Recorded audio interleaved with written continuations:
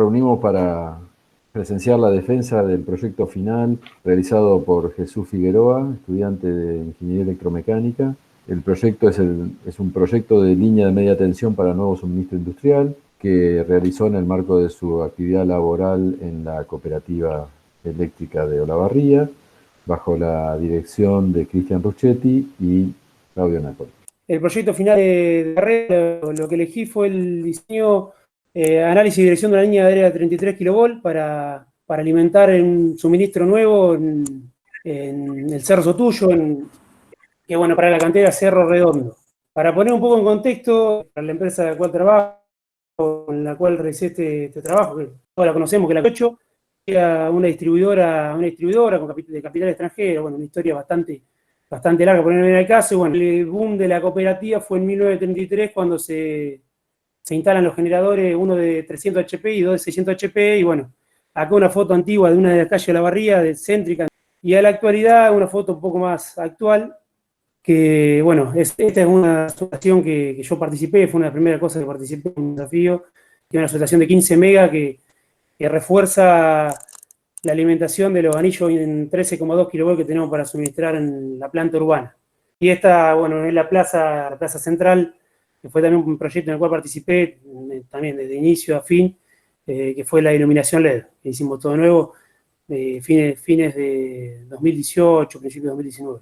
Para seguir poniendo un poco en contexto, la cooperativa tiene, bueno, multiservicio, hasta en un punto es cuestión de energía eléctrica, como tiene gas a granel, un montón de áreas, las obras sanitarias, Infracon, que hoy en día por ahí no está medio de costado, no está tan centralizado en la cooperativa, pero bueno, dentro de esa área de energía eléctrica ese es su punto más fuerte, su punto inicial, y dentro de energía eléctrica hay dos gerencias.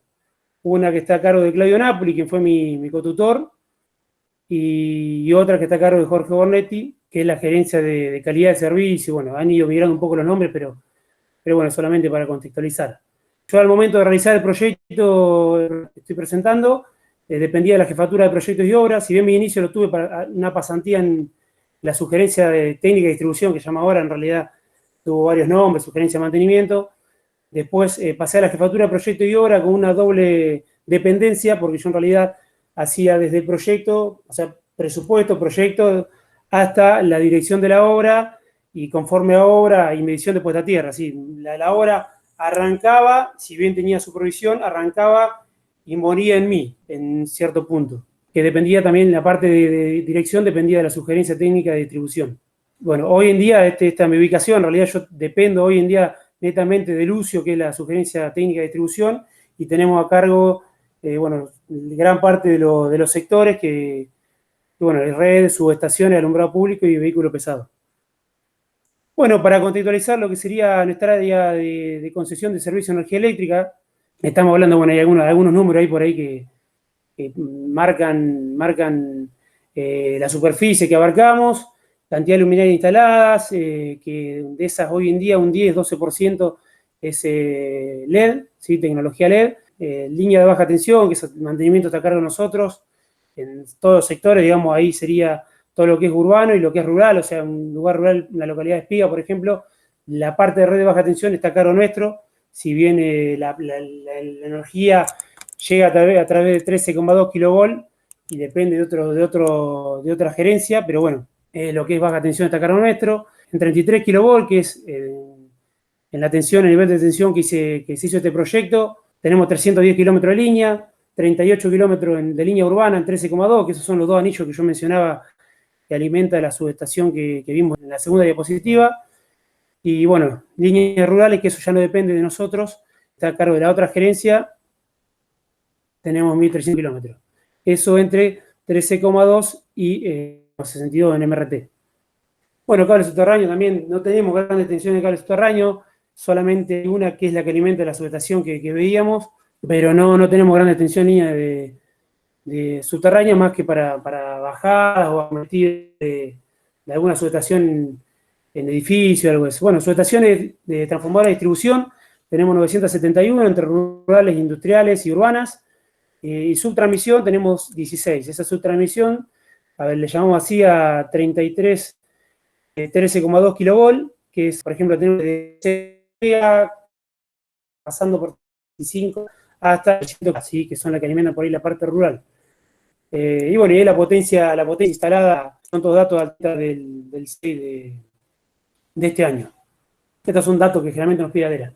Bueno, graficando un poco lo dicho respecto de las líneas de media tensión, este es un Google Earth, donde está marcada el área de concesión, donde están indicadas las líneas tanto de 33 como de 13,2 urbanas y rurales. Las grandes tensiones son generalmente rurales, acá vemos que Pica, Recalde y bueno, toda esta parte, incluso en algunos lugares salimos del área de concesión porque somos el servicio más cercano y bueno. Ya yendo a lo que nos trae a juntarnos, todo comenzó por el año 2017, con una solicitud de factibilidad y costo de suministro de energía eléctrica para un nuevo yacimiento minero industrial. En principio iba a ser en otra ubicación, no iba a ser en donde finalmente se emplazó, pero bueno, anecdótico, un tema que tuvieron ahí con algún cálculo erróneo en base a la piedra que había debajo, o sea que compraron un terreno por ahí sin ser necesario. Pero bueno, en principio, bueno, llegan a pedir energía eléctrica y bueno, la pregunta que hicimos al usuario en primer momento fue qué potencia quería instalar, qué potencia iba a necesitar. Juan nos dijo que bueno, iba a necesitar 2 mega volt ampere, o sea, 2000 kVA en principio, y tener la posibilidad de ampliarse en un futuro a 3 megas. Nosotros ya cuando viene esa solicitud, ya sabemos que ese tipo de subestaciones, por la potencia, ya reglamentariamente tenemos que estar hablando de una subestación en nivel, por la potencia y por la disposición de transformadores.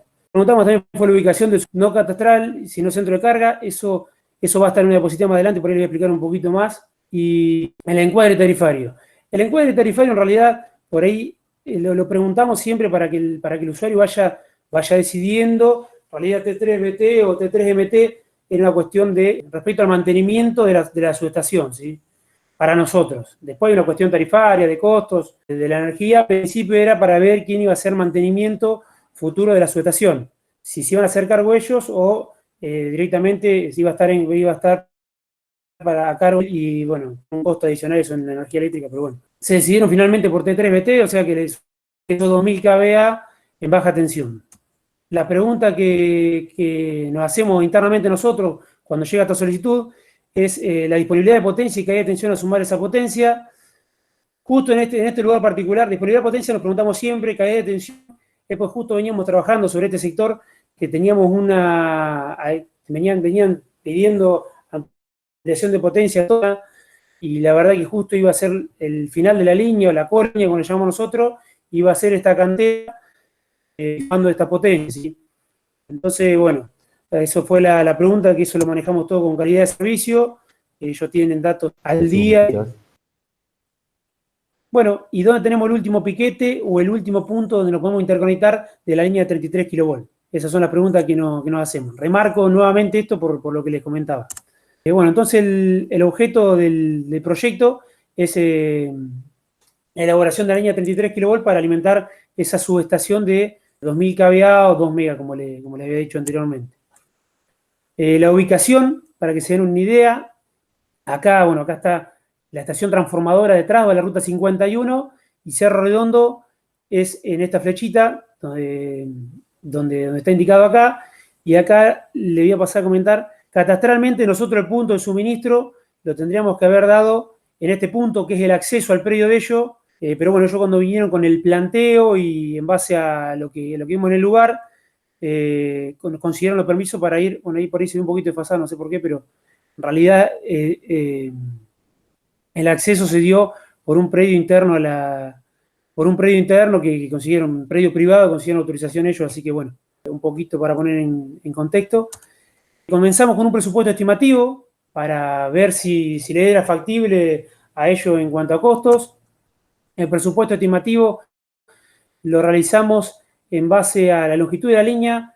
1900 metros fueron finales, eso lo aclaro porque en realidad cuando arrancamos el proyecto a esta altura del proyecto eran 2200 metros, 1900 metros fueron los finales. Bueno, la disposición de los conductores, ya nosotros, una vez que tenemos un proyecto de este tipo, avanzamos ya con una terna horizontal por una cuestión de practicidad, de altura de columnas, y debido a que no tenemos limitantes a edificios o alguna construcción en la zona rural, entonces ya siempre que nos llega una solicitud de este tipo en zona rural, es una terna horizontal con columnas de hormigón armado centrifugado y con accesorios o crucetas de hormigón armado vibrado. ¿Sí? Bueno, otra cosa a tener en cuenta es el punto de maniobra, que era el enlace a la línea existente, la subestación a nivel. Todos estos valores nosotros los tenemos siempre vigentes por el RTI, que es una revisión tarifaria integral. Eso está actualizado permanentemente, o sea que esos valores los tenemos. Esta era la cuestión teórica para pasar estimativo. Cuestión práctica era las interferencias que teníamos, que ahí contábamos con una interferencia con una línea de 132 kV, una interferencia con un MRT de 7,61 kV y 13,2 kV, una línea rural, de distribución rural. Al final con el agrimensor, este replanteo es un precio, un costo unitario que tenemos nosotros, pues en este caso sacar un precio por kilómetro para el traslado y eso del relevamiento. Y definición respecto al acceso a la línea, ver si era factible la traza de economía del usuario, donde conseguían permisos para llegar al centro de carga de ellos sin tener que hacer una traza de mayor longitud. Estas eran las cuestiones prácticas. Bueno, con esto armado presupuesto estimativo, tuvimos aprobado porque pasó el presupuesto definitivo. Ya en esta instancia era mucho más importante en cuanto a los cálculos, a la especificación técnica y cómo hacer ese trabajo y al presupuesto. Acá una división, porque en realidad figura memoria descriptiva, informe de impacto ambiental, que eso se cierra una vez aprobado el presupuesto definitivo, porque es en realidad la documentación que entregamos para el organismo, para la DPE, para la Dirección Provincial de Energía y para el Colegio de Ingenieros. O sea que la parte de la memoria descriptiva del informe de impacto ambiental lo hacemos una vez que se aprueba el presupuesto definitivo. Lo hacemos sin, digamos, escribirlo, lo hacemos para presupuestar, pero no lo hacemos explícitamente. Bueno, eso sería la línea de media tensión y lo mismo para la subestación. Nosotros estamos enfocados en la línea de media tensión, pero bueno, para la subestación es lo mismo. Este presupuesto es aprobado. En el proyecto definitivo, lo que hice fue hacer los cálculos, el cálculo mecánico, el cálculo de distancias eléctricas, el cálculo de dimensionamiento de columnas y bases de fundación, y el cálculo de caída de tensión, que lo remarco de vuelta porque fue algo limitante. En realidad, ya en esta instancia de aprobado, ya el cálculo de caída de tensión ya había sido favorable al límite, pero había sido favorable. En realidad tuvimos una caída de tensión de 4,9%, ¿sí? Al punto de suministro, que es una caída aceptable y que está dentro de los valores que manejamos aprobados. Y bueno, cuestiones empíricas que se sumaban a la cuestión que el tipo de aislador, que ya el tipo de aislador nosotros con una cuestión de stock en depósito ya tenemos el tipo de aislador que utilizamos según la línea, eso para no generar gran cantidad de stock de distintos productos, distintas marcas, distintos modelos, que por ahí nos generan tener primero un capital parado. Entonces ya tenemos esa cuestión definida. La puesta a tierra, que para mí es un punto fundamental y por ahí en muchos lugares no se da mucha bolilla, eso también está definido cómo hacerlo, sin calcular y sin tomar sistevidad del suelo, en particular en este punto. Ahora un poquito más adelante lo voy a explicar un poco más. El seccionamiento, que en realidad era cómo hacíamos el enlace, si lo hacíamos de forma rígida o a partir de una parrilla de conductores o a partir de seccionadores unipolares, que generalmente no usamos. Y bueno, las interferencias con el MRT que comentaba y la línea de distribución rural. Que bueno, acá está un poquito cómo generalmente lo resolvemos. Entonces todo esto hacía del proyecto, de todo el proyecto definitivo, ¿sí? En lo que respecta a los cálculos, generalidades, bueno, como les comentaba, terminó siendo una línea de aproximadamente de 1900 metros. La realidad es que comenzamos una estimación en 2.300 metros, estuvimos en 2.100 metros, el proyecto definitivo se hizo en base a 2.100 metros, pero bueno, después cuestiones de obra que les voy a comentar más adelante llevaron a tener que replantear. Bueno, simple eterno horizontal en columnas de hormigón. Las columnas al final fueron vibradas, ¿no? que una opción que no hemos usado nunca, fueron vibradas, pero bueno, cuestiones de terminación, pero el tiro fue el mismo. Se hizo en base a la reglamentación AEA 95-301, que es lo que nos dio por la zonificación rural, la altura mínima en el punto de flecha máxima, digamos. Y bueno, acá algunas cuestiones del cálculo. El conductor elegido 58, esto en realidad nosotros, todo lo que es distribución en 33 kV, sobre todo para lugares donde podemos tener nuevos suministros, nuevos enganches, y no solamente una derivación, sino lo consideramos como continuación de una red troncal, tomamos 58 como base, ¿sí? Después, si en el cálculo de caída de tensión tenemos algún inconveniente, pasamos a 95-15, pero bueno, 58 es la base.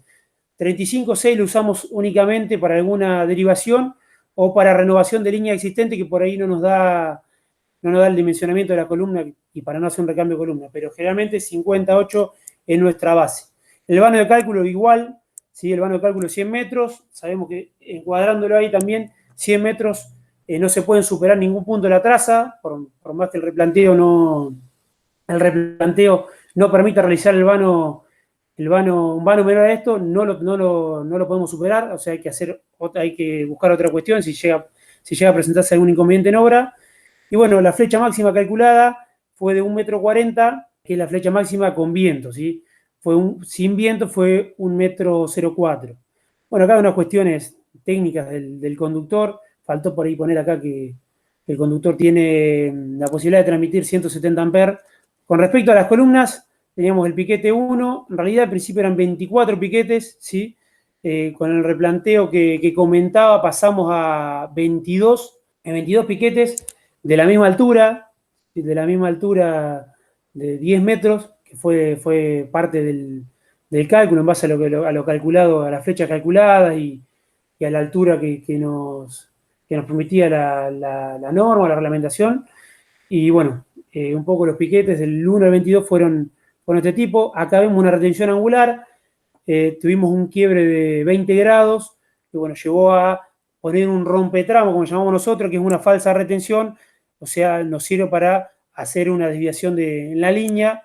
Las líneas que calculamos permiten hacer un pequeño desvío, ¿sí? Sobre los sostén, que en este caso sostén, o sobre la suspensión de 3 grados. Nos ha pasado por ahí en alguna línea tener que hacer algún replanteo o una modificación de traza por alguna interferencia, y 3 grados está permitido, lo podemos hacer. Por ahí se hace visible en una suspensión que tenemos cadenas aisladores, se nota la inclinación del conductor levemente, si por ahí tenés el ojo medio afinado, pero bueno, en el caso de los sostenes no te das mucha cuenta. En 100 metros, 3% bien digo, no, 3 grados no es nada.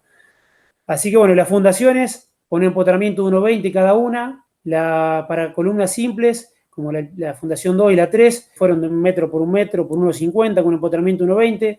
El empotramiento 1,20 nos permite que en las retenciones no tengamos que hacer una fundación armada, o sea, nos liberamos de utilizar el hierros, o sea, armar la fundación, o sea que la hacemos directamente con H21, lo hicimos directamente con H21 y fueron calculados por el método de Schulberger, que es el que usamos comúnmente para calcular. En las cuestiones empíricas, por ahí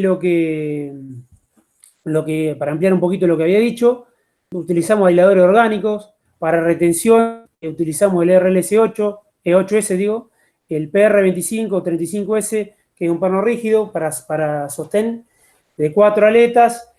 Esto es lo que tenemos comúnmente en stock. Esto es lo que tenemos en stock y lo que usamos comúnmente para no andar modificando. Y bueno, con respecto a la puesta a tierra, hace, creo yo, unos 4 o 5 años, yo hacía poco que había ingresado a la cooperativa, tratamos este tema debido a que en Olavarría tenemos una gran diversidad de suelo. Para líneas de media tensión y baja tensión, buscamos valores menores a 10 ohm, tanto sea para servicio o para protección. Alumbrado público, por ahí también buscamos valores cercanos a los 10 ohm, pero más entre 10 y 20 ohm, que lo conseguimos por ahí con una perforación de 3 metros en alumbrado. Pero bueno, en este caso se usaron perforaciones de 6 metros, con jabalina de media por 2 metros, conductor de 50 milímetros cuadrados. Bueno, dice que acá en realidad también algunas cuestiones que tuvimos que ir modificando. Antes usamos cobre de 35, pero bueno, hemos tenido algunos inconvenientes de hurtos. La mezcla, bueno, este cálculo de la mezcla de tierra negra también por allá por el año 2018 lo hice yo. Para conseguir lo buscado, utilizamos una perforación de 6 metros, de 2 pulgadas y media, de peso depende mucho del suelo. Si no llegamos a 6 metros, después vemos la forma de hacer una jabalina, teniendo en cuenta las cuestiones de reglamentación en cuanto a distancia, pero bueno, en este caso se pudieron hacer todas de 6 metros, y un llenado de tierra negra con bentonita, un mejorador al 7%, y haciéndolo con agua. Acá aclaré que lo importante es, bueno, ir haciéndolo para que no queden burbujas de aire. Bueno, acá una cuestión de los conectores de tomacable, porque en ese momento estábamos migrando a una cuña elástica que permite por ahí mayor rigidez o que no se afloje, como pasa con estos conectores de tomacable. Continuando con cuestiones empíricas, ¿cómo resolvimos el enlace? Lo resolvimos en base a utilizar crucetas metálicas del tipo Benza, de la marca Benza, que es una solución bastante eficiente y que se consiguen en el mercado. Viene para acá a nivel de tensión, viene la cruceta correspondiente, y acá este es el punto de enlace, este es el último piquete de línea 6, el que se ve con la plataforma acá, y bueno, esta es una derivación de esta línea. Nosotros enlazamos ahí, o sea, este es el punto anterior, digamos, el punto anterior al piquete número 1, al primer punto de seccionamiento, digamos, que lo resolvimos con la cruceta Benza acá, como muestro en la imagen. Lo resolvimos con esa cruceta de la misma forma que hemos resuelto el enlace acá, ¿sí? O sea que, bueno, es una solución que contemplamos también a la hora de presupuestar y a la hora de cotizar. Debido a que las distancias son cortas, ahí lo único que hacemos es una medición, tenemos un instrumento de medición de altura de líneas, y verificamos que nos den la distancia permitida, sí, por el nivel de tensión. Otra cuestión de dentro de las empíricas, de lo que usamos siempre, por ahí esta solución es un seccionador tripolar a cuernos, ¿sí? La verdad que en el sistema nuestro tenemos instalado muchísimo estos seccionamientos. Este es el piquete 1 de la línea. De acá, de esta retención anterior a esto, digamos, estaría la imagen que mostré anteriormente. Y bueno, este fue el punto de inicio, con un seccionador para darnos posibilidad de mantenimiento o maniobra de aguas abajo del seccionador. Por ahí este seccionador tiene virtudes en cuanto a la apertura, pero bueno, tiene también otras cuestiones, por ejemplo, que no se puede abrir con cargas. Nosotros hacemos apertura con una carga en vacío o una carga nominal, pero generalmente tenemos que descargar subestaciones en baja las subestaciones para poder abrir el seccionamiento. Sobre todo acá, que es una carga importante y puede dañar el equipo o puede romperse y caer el operario que está manipulando abajo. Bueno, un poco en contexto de la obra, ¿sí? La magnitud de la obra. Esta obra en el 2017 se cotizó en julio de 2017, si bien se arrancó unos meses después, con un dólar a 17 pesos. Esa es la gran diferencia en los materiales. Los materiales generalmente siguen un lineamiento de dólares. Y bueno, la mano de obra más o menos son los niveles que hubo de mano de obra contratada. Hacen un gasto de obra hoy día, a julio de 2020, es una obra de casi 14 millones de pesos, una obra de gran importancia. Y bueno, como dato de color, acá los materiales desde ese momento a hoy tuvieron un 15% de disminución en dólares. Y esto fue, bueno, acá ya, como dije, acá había un dólar a 17, hoy tenemos un dólar a 7 y monedas, que bueno, eso yo creo que ha llevado a fabricantes y proveedores a ayornarse un poco a lo que es el mercado de hoy, a la situación de hoy. Cuestiones de obra, cuestiones que por ahí, cuando se aprueba el presupuesto definitivo, la oficina de proyecto y obra, a la cual pertenecía yo directamente, da aviso a la gente, a la oficina de compras para que ellos emitan la orden de compra para la mano de obra contratada, para los materiales, para los plazos. Se da un código a la obra y se pasa la documentación a la sugerencia de coordinación técnica, proyecto y obra. Hoy en día la sugerencia técnica, que es la que pertenezco yo hoy. Y bueno, la sugerencia técnica por ahí tiene alguna cuestión más de empaparse en obra y tener contacto con la gente, con la mano de obra en sí, tanto sea contratista, proveedores y, bueno, obviamente mano de obra propia. Se hace una primera visita, se tiene contacto con el contratista y los proveedores. ahí en ese caso, bueno, se empezó a hacer, que eso también fue una de las cosas que por ahí fui haciendo y recomendando también para tratar con el usuario que ha pagado la obra, un diagrama de Gantt, ¿sí? En Project, usamos el Project, para esa etapa de coordinación de obra, y bueno, hacemos la dirección también y damos la indicación al Departamento de Seguridad y Higiene para que ellos nos den su recomendación y su punto de vista, cuestión a tener en cuenta para llevar a cabo la obra. Bueno, mano de obra contratada, que esto está por ahí en el cómo, en las especificaciones técnicas. La mano de obra contratada, en este caso, realizó apertura de bases, traslado y montaje de columnas, bueno, el armado de la misma y la realización de puesta a tierra. La mano de obra propia, o sea, la gente nuestra, la gente de redes, hizo el montaje de aisladores, el tendido de la red, la conexión de los bloquetes, digamos, de los accesorios a la puesta a tierra al bloquete superior, ¿sí? Eso es fundamental. Y la interconexión con la línea existente también la hicieron ellos, también la puesta de servicio. Y la medición de puesta a tierra, que antes por ahí no se hacía o la hacía la misma gente, esa pasó a nuestras manos, o a mano mía en ese momento, que bueno, en ese caso lo hicimos con Hernán Porrini, bueno, conocido todos, con cuadrilla con él.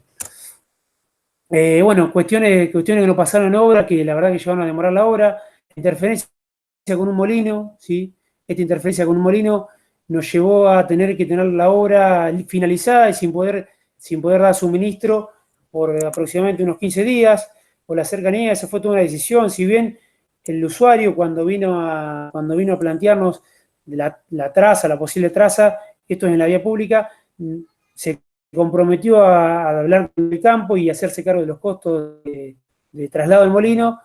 Fue todo un tema porque en realidad, bueno, teniendo la presión del usuario, tuve que tomar la decisión de no avanzar, de no tensionar la línea por la cercanía del río Sotendo. Otra cuestión que nos pasó respecto a los aisladores, fueron los datos que yo les comentaba, las características se ven acá, tenemos las características eléctricas y mecánicas, y la realidad es que cuando fuimos a hacer el montaje de línea, bueno, la recepción por ahí no fue la adecuada, y cuando llegaron los aisladores, llegaron de otra marca, de una buena marca, pero bueno, en realidad que una marca FAPA, es la marca FAPA, y el modelo también, nosotros generalmente FAPA usábamos solamente en lo que es porcelana o vidrio, y se dio la cuestión de que, bueno, llegaron estos orgánicos de similares o mejores características, tanto mecánicas como eléctricas.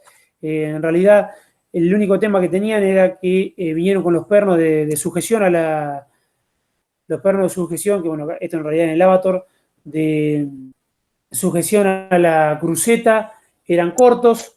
Tuvimos que salir a hacer algunas reformas a los aisladores, siempre en contacto con el proveedor, y bueno, eso también fue una decisión, porque en realidad el camino, si bien los caminos eléctricos eran muy similares, la diferencia era que el FAPA tenía 11 aletas de menor diámetro y el Avator tiene 4 de mayor diámetro. El camino que hace, digamos, una gota de agua en el caso para dañar o para carbonizar, el camino que hay de una posible falla, es el similar, pero bueno, el aislador era 20, algunos centímetros más largo. Uno era de 40 centímetros, el otro de 60, y bueno, tuvimos que tomar la decisión de aceptarlos, porque en realidad los plazos no eran tales como para rechazarlo, y bueno, en caso de alguna falla, instalaremos un Avator PR35S, que es lo que tenemos en stock, y va a haber una diferencia solamente de alturas que no va a traer ningún problema en la línea, ¿sí? Otro tema que tuvimos fue con la morsa de retención. Las morsas de retención que se compraron fueron especificadas para cables de aluminio acero, ¿sí? 58, con el modelo que corresponde, que el modelo es el Mark III, y se dio la particularidad que, bueno, en ese momento el proveedor nos envió la morsa Mark I, que es para aluminio oleado. Bueno, eso también fue todo un tema, porque en realidad en la discusión técnica, por ahí con el departamento de técnica del proveedor, que bueno, por ahí no viene el caso de nombrarlo, bueno, me discutían muy vehementemente que esas son las morsas que se venden para ese conductor, y en realidad, si bien se podía adaptar la morsa digamos, el conductor en principio no entra en la cuna, que sería del conductor, no entraba por el diámetro, se podía adaptar esa cuna, sí, se podía cambiar esa cuna, pero bueno, iba a traer problemas futuros con el alma de acero, que por ahí no es tan maleable como el aluminio aleado, y nos iba a traer problemas en esta zona de la bota, como le decimos por ahí a la morsa, nos iba a traer problemas futuros. Entonces también, otra cosa que llevó a demorar los plazos de obra y el tendido de la línea fue este tema, que bueno, se resolvió buscando en stock, eran 24 morsas de retención, no contábamos en stock con eso, en realidad tenemos el stock para los tipos de línea que teníamos 10, una cosa así, y bueno, terminamos buscando proveedores locales, algunas cuestiones, y después cuando nos hicieron el cambio, se toqueó, en realidad la morsa que correspondía era esta, ¿sí? La Mar 3, era la que ya el quiebre para el conductor no es tan pronunciado, el agarre es similar, pero el quiebre para el conductor de 58 es tan pronunciado y no nos iba a traer problemas. Así que fue una de las cuestiones que tuvimos que resolver, que tuve que resolver en obra y llevaron también a algunas demoras en los plazos. Bueno, como les decía, la cuestión que se dio en obra fue que en realidad nosotros siempre trabajamos sobre una base catastral, ¿sí? El proyecto se hace en base a una base catastral, reforzando con visitas al lugar y ayuda también hoy en día del Google Earth, que la verdad que por ahí a veces es una gran ayuda. Lo que nos pasó, es que el usuario generalmente tiene la potestad de indicarnos el punto de suministro. Nos había indicado un punto, como ven acá, en el piquete 24, el punto era más adentrándonos en el terreno de ellos, y bueno, al final nos desplazaron ahí, que perdimos distancia interna, así en la traza interna, y en el replanteo también se sucedió la situación, que por ahí la vamos a ver un cachito más adelante, con la interferencia de la línea de 132 kV, que cuando hacemos el replanteo con vanos a 90 metros, nosotros hemos hecho que hicimos un vano de cálculo de 100 metros. El replanteo lo hacíamos con vano a 90 metros, que es un vano teórico que manejamos siempre para toda nuestra línea de 33 kV. Se dio la situación de que uno de los piquetes quedaba exactamente debajo de la línea de 132 kV. Si bien justo de la línea de 132, en el encuentro teníamos una estructura de la línea de 132 que nos permitía tener un poco más de margen de altura, no está bueno para hacer mantenimiento y esas cosas, estar trabajando con la línea tensionada arriba, sobre todo ya que las fallas generalmente se producen en días no secos o días húmedos, y en el caso de tener que subir a camión aislador, con la línea 132 no podía tener un problema, alguna sobrecarga de la línea. Si bien nosotros cuando trabajamos la línea ponemos a tierra, nos ha pasado tener algunos de esos inconvenientes. Entonces se tuvo que hacer un replanteo en la parte de la vía pública de la línea, ¿sí? En todo lo que es la vía pública, y también un replanteo interno por la reubicación de la subestación a construir, ¿sí? Además también jugó un tema que el alambrado no seguía la ubicación catastral, sino el alambrado generalmente en parte rural te pasa eso, por eso tenemos ese margen del vano de cálculo al vano que utilizamos teórico de esos 90 a 100 metros. Como ven acá, conforme ahora, el replanteo se hizo con vanos en la de vía pública de 86 metros, ¿sí? A 77 metros. ¿Qué nos llevó eso? A tener que cambiar la tabla de tendido para que después quede con la tensión correspondiente del conductor.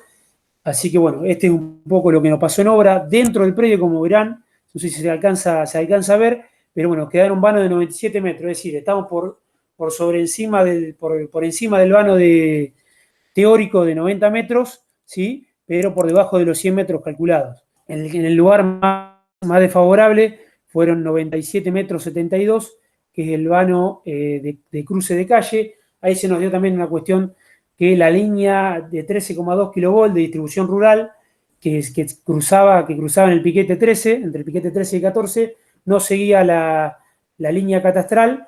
Entonces tuvimos este piquete, en realidad está debajo de la línea 13. Entonces, este piquete, ¿sí? Tiene por encima la línea de 33 kV y por debajo la de 13,2 kV.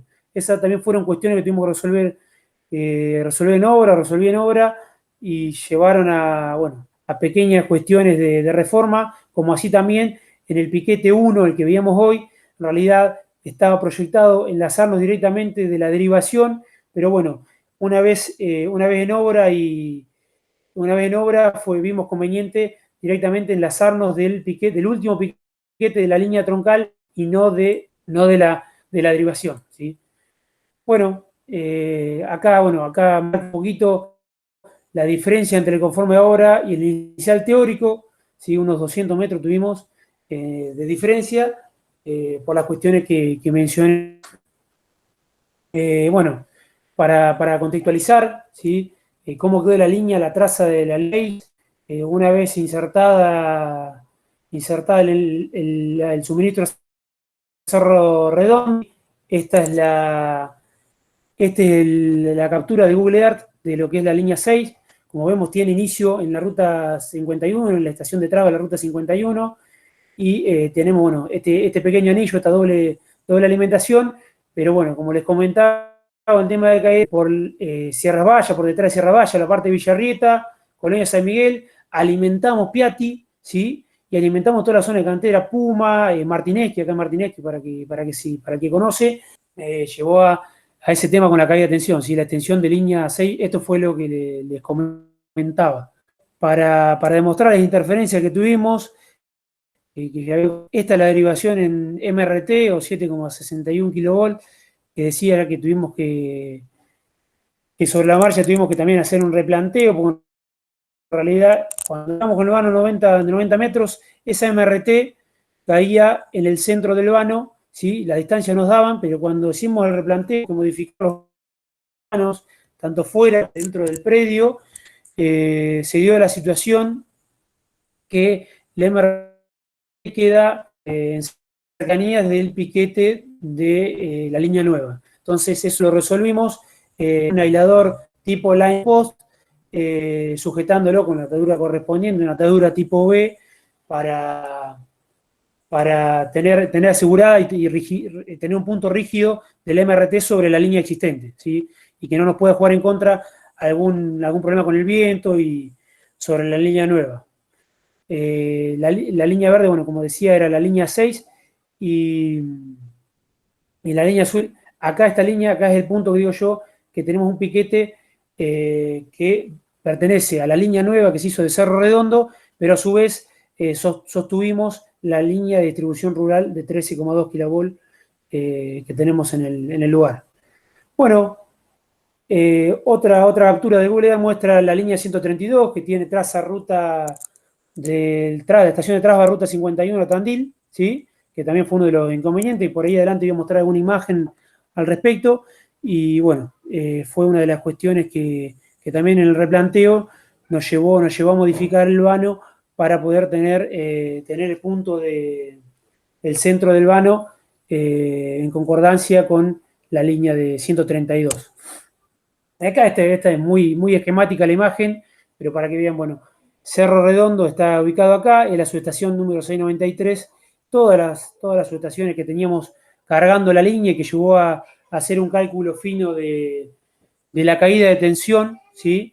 Y bueno, comentarle al usuario que también la obra, si bien él pagaba una hora por 2.000 kVA, si él no contrataba o no encuadraba en su cuadro tarifario, valga la redundancia, no contrataba esos 2.000 kVA o esos 2 megas, no era que lo iba a tener disponible siempre, ¿sí? Si por ahí una cantera cercana pedía mayor ampliación de potencia y ellos perdían la posibilidad de tener esos 2.000 kVA, pero bueno, esas fueron cuestiones que se fueron dando sobre la hora.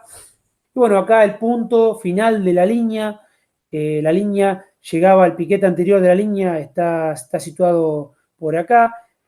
La subestación en realidad iba a estar muchos metros adentro, muchos metros, unos 100 metros dentro del predio. Se decidió hacer por una cuestión interna de distribución interna de ello, hacerla sobre a 3 metros del alambrado dentro del predio, digamos. Y bueno, la subestación, como decía al principio, es una subestación de 2.000 kVA preparada para 3.000 kVA. Acá vemos puntos que se puso a tierra el cerco primario de la subestación. Acá tenemos el tablero de baja tensión, los dos transformadores que pusimos y en realidad no se instaló, quedó preparada la línea para instalar la misma característica, o sea, de igual potencia a lo que instalamos. Cuestiones de obras, bueno, la obra de la subestación, una subestación a nivel, de 2 por 1000 en principio, de 33 a baja. La subestación se hizo en paralelo a la obra, ¿sí? Bueno, en la subestación intervinieron mano de obra contratada, mano de obra civil contratada, redes, subestaciones y laboratorio, ¿sí? Un poquito para ilustrar lo que fue la subestación. En principio, acá en esta imagen veíamos el zanjeo para hacer la malla de puesta a tierra, ¿sí? Que se hizo toda con cobre de 35, soldadura cuproaluminotérmica y tres jabalinas de 3/4 por 2 metros, aterrando, reforzando lo que era la malla de puesta a tierra y para obtener las tensiones de paso correspondientes. Esto solamente es esquemático, no estaba dentro del proyecto, pero me parecía que estaba bueno mostrarlo a dónde. Como ven acá, la línea todavía no estaba trazada. Acá ya tenemos la estructura montada de la línea. Este fue el punto final de la línea. Esto es lo que es el pórtico de la subestación. Acá va una parrilla que se ve acá en esta imagen. Y acá, bueno, estamos armando el cerco perimetral. Acá ya es una foto más avanzada, donde están las cubas de contención, digamos, la fosa de contención de aceite en el caso de derrames. Eso lo hicimos según la reglamentación también AEA. Y bueno, el tablero, el gabinete, que este es el gabinete tanto de protección nuestro en baja tensión como de medición, ¿sí? Este gabinete es el gabinete del punto de suministro con los cables del usuario. Bueno, acá también vemos un interruptor para cada transformador. Como ven, la placa nos quedó preparada para montar un tercer interruptor ABB de 1600 amperes, regulado a 1500 amperes, y las barras de cada una de las fases con cable de 120, hicimos todas las conexiones, 120 unipolares, con 4 cables de 120 por barra, eso también se calculó, se hizo el esfuerzo electrodinámico también de las barras dentro del tablero, y neutro con dos cables unipolares de 120. Bueno, otra etapa que tuvo participación y que es poniendo la etapa final, es esta parte, la medición la hizo subestaciones, que cuando va a montar los transformadores, realizó la medición de una malla puesta a tierra, obtuvimos un valor de 3 metros. ¿Por qué neutro y descargadores? Porque ya está todo solidario, está todo a la misma puesta a tierra, o sea, una malla puesta a tierra que está a su vez aterrada con 3 jabalinas. Y acá, bueno, acá un poco comentar, me pareció también importante poner los valores obtenidos en cada piquete, porque tuvimos valores de 4,8 ohm a 13,66. Nosotros siempre buscamos menor a 10 ohm. En realidad la norma para protección, la EA, está pidiendo 40 ohm, ¿sí? Perdurables en el tiempo, ¿sí? Nosotros lo que contemplamos cuando buscamos menos de 10 ohm, en principio es asegurarnos el perdurable en el tiempo, y segundo, una buena puesta a tierra también implica el servicio, y en un futuro esa puesta a tierra puede ser un servicio porque cada lugar puede ser un punto de maniobra. Así que bueno, estos valores que hay acá que diferencia de puesta a tierra, en realidad este va del 4,8 al piquete 7, podría haber una diferencia en el terreno. Yo acá lo llevo al punto de que este valor de puesta a tierra puede ser por el mal llenado, lo que yo mencionaba con la puesta a tierra, con la burbuja de aire que pueden llegar a quedar, o por ahí que la mezcla no fue la misma de bentonita, si bien la pedimos que sea igual, puede ser que haya una variación.